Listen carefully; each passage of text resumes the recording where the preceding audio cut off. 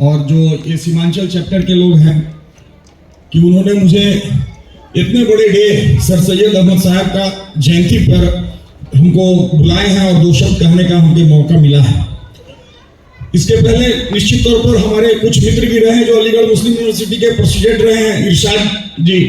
हमने इरशाद भाई को भी अररिया में बुलाया था और सर सैयद अहमद साहब की जयंती पर वहाँ कार्यक्रम हुआ था, उसमें हम शरीक हुए थे।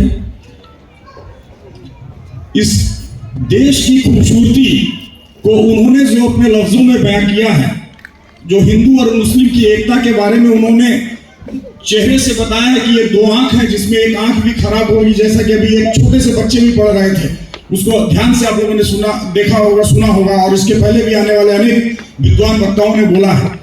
तो एक भी अगर आंख आपकी खराब होती है तो चेहरे की जो खूबसूरती है वो बदल जाती है। वही हमारे देश की खूबसूरती है और यही हमारी हिंदू और मुस्लिम की एकता है, जिसको हम गंगा जमुना तहजीब कहते हैं। यही परंपरा है और इस परंपरा के साथ एजुकेशन बहुत बड़ा चीज नहीं है, आप कहीं भी जाके पढ़ सकते हैं, लेकिन जो अलीगढ़ मुस्लिम यूनिवर्सिटी में पढ़ाई के साथ साथ जो संस्कार आप में आता है वो संस्कार आपको सब जगह नहीं मिलेगा। यही इस यूनिवर्सिटी की खूबसूरती रही है। मुझको भी इस यूनिवर्सिटी के चंद सहयोग करने का मौका मिला जब हम किशनगंज में इंस्पेक्टर था। उस समय अलीगढ़ मुस्लिम यूनिवर्सिटी का एक ब्रांच किशनगंज में खुला था, उसके बाउंड्री वाल को घेरने में काफी जद्दोजहद करना पड़ा। हम फोर्स लेके और उसकी घेराबंदी को करवाया। हम कहे कि अगर हमारा 2 ईंटा भी हम अगर जोड़वाएंगे तो आने वाला भविष्य में जो बच्चे यहाँ से पढ़ के निकलेंगे उसके लिए मेरा कुछ भी सहयोग होगा तो ये चंद सहयोग ही होगा तो मेरे लिए ये अच्छा और मुझको शकून पैदा करेगा। जैसा कि आप सब ही जानते हैं, चूंकि सब अलीगढ़ मुस्लिम यूनिवर्सिटी से निकले हुए हैं, विद्वान हैं, कोई डॉक्टर है, कोई इंजीनियर है। सर सैयद साहब सबसे पहले नौकरी कर रहे थे, फिर वो जुडिशियल सेवा में भी रहे हैं, जुडिशियल मजिस्ट्रेट भी रहे हैं। ब्रिटिशर्स के साथ नौकरी अगर हम करेंगे, अगर बिहार सरकार की गवर्नमेंट की, तो हम उनके साथ रहें। तो उन्होंने ब्रिटिशर्स के साथ रहकर बहुत चीज को देखा, देश और विदेश गए। उन्होंने कैम्ब्रिज यूनिवर्सिटी को देखा, ऑक्सफोर्ड यूनिवर्सिटी को देखा और देखा कि वहां से रहने वाले लड़के जो पढ़ के निकलते हैं अंग्रेज, और वही हमको आगे भारत में डिवाइड एंड रूल करके एक दूसरे को बांट कर शासन करते हैं। तो एजुकेशन जो है वो फर्स्ट चीज है और हमको हमारी गुलामी में अगर कोई है तो हम अगर एजुकेट नहीं होंगे तो हमको इसी तरह का गुलाम बनकर रहना होगा। तो उन्होंने वहां से जब देख के आए, छोटा सा स्कूल की स्थापना अलीगढ़ में किए। वो स्कूल बाद में ओरिएंटल कॉलेज और बाद में 1920 में जाकर अलीगढ़ मुस्लिम यूनिवर्सिटी का रूप लिया। आज से पहले जितने भी लोग हायर एजुकेशन किए, हमारे जितने भी लोग विदेश में गए वो पढ़ के आए, तो बैरिस्टर पढ़ के आए, जितने आप टॉप लीडर देखे होंगे वो बाहर से ही एजुकेशन करके आए हैं। लेकिन किन्होंने ये नहीं सोचा कि जो चीज हम बाहर से पढ़ के आ रहे हैं अपने देश में अगर हम इसको पढ़ाएंगे तो आने वाला नौजवान, आने वाला पीढ़ी उसके लिए कितना होगा। तो उसके पहले बनारस हिंदू यूनिवर्सिटी की भी स्थापना हो चुकी थी। उनका भी सोचता कि देश में एक अच्छा यूनिवर्सिटी बने तो वहां बना। और चूंकि मुस्लिम में शिक्षा का उस समय बहुत अभाव था और ट्रेडिशनल शिक्षा जो ऑर्थोडॉक्स शिक्षा था, तो ऑर्थोडॉक्स शिक्षा से आप विकास नहीं कर सकते हैं। ऑर्थोडॉक्स शिक्षा से आप उतना आधुनिक निर्माण नहीं कर सकेगा। आज देखिए जितना भी चीज है वो आधुनिकता की ओर जा रहा है। तो उन्होंने शिक्षा ऐसा दिया जो मुस्लिम में आधुनिक शिक्षा हो और आधुनिक भारत का निर्माण हो।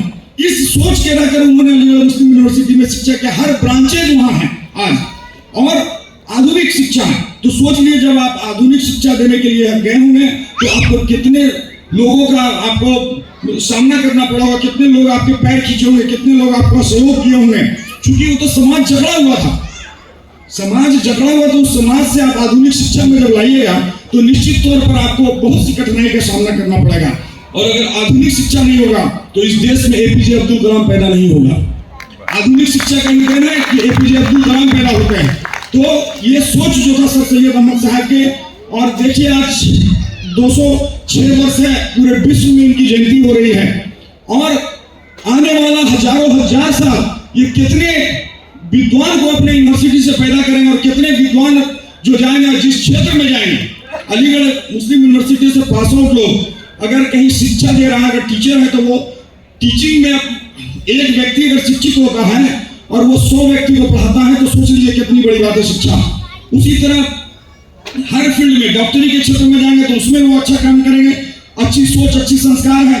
तो सिर्फ कोई भी व्यक्ति अगर अपने पद पर है या कोई काम कर रहा है या डॉक्टरी पेशा कर रहे हैं तो वो सिर्फ अपना कर रहा है, अपना विकास कर रहा है। लेकिन अगर इस तरह के यूनिवर्सिटी, इस तरह के इंस्टीट्यूशन अगर कोई बना रहे हैं तो वो सर्वांगीण विकास और देश का विकास होता है, उनका कोई अपना विकास नहीं है। किस तरह से पैसे होंगे, एक छोटा सा एग्जाम्पल बिहार का ही है।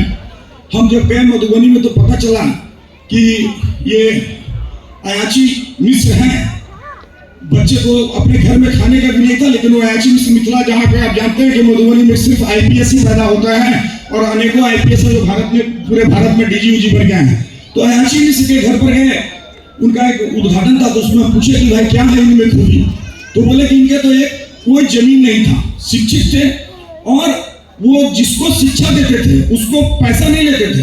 कहते थे मेरा इसलिए शिक्षा हम दे रहे हैं कि तुम कम से कम अपनी जिंदगी में 10 व्यक्ति को पढ़ाओ मुफ्त। तो वो शिक्षा देते थे और उनको गारंटी लेते थे कि तुम 10 को शिक्षा होगा तो इस तरह शिक्षा का प्रसार बढ़ेगा, एक छोटे से सोच में। और इतने बड़े यूनिवर्सिटी को स्थापित करके आज पूरे विश्व में अलीगढ़ मुस्लिम यूनिवर्सिटी के स्टूडेंट हम लोग बहुत जगह नौकरी किए हैं, जहाँ भी कुछ तरह का ऐसे सोशल प्रॉब्लम या ऐसा पर होता है, जो यूथ से पूछे कहाँ से पढ़ा है तो बोला अलीगढ़, तो उसका निश्चित तौर पर हम लोग उसका सम्मान देते हैं कि नहीं ये व्यक्ति है, अगर बोलेगा तो कुछ लीगल चीज ही बोलेगा, इलीगल काम नहीं करेगा, ये मैं जानता हूँ उस इंस्टीट्यूशन का। तो विशेष क्या बोलूंगा मैं, इतने बड़े विद्वान, एजुकेशनिस्ट, रिवोल्यूशनरी और लीडर भी थे।